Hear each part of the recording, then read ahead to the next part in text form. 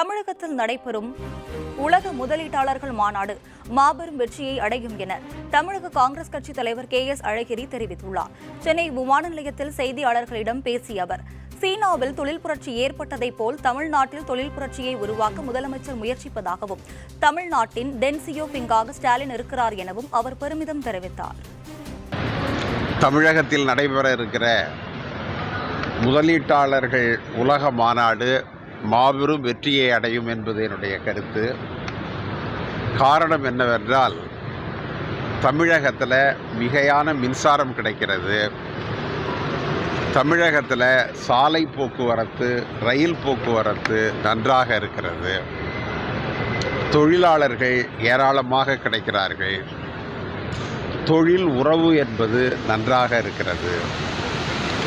மாநில அரசாங்கம் தொழிற்சாலைகளுக்கு தேவையான, தொழிலாளர்களுக்கு தேவையான வசதிகளை செய்து கொடுக்கிறார்கள். எனவே சீனாவில் எப்படி ஒரு மாபெரும் தொழில் புரட்சி ஏற்பட்டதோ அதே போன்ற ஒரு தொழில் புரட்சியை தமிழகத்தில் உருவாக்க முதலமைச்சர் ஸ்டாலின் அவர்கள் முயற்சிக்கிறார்கள்.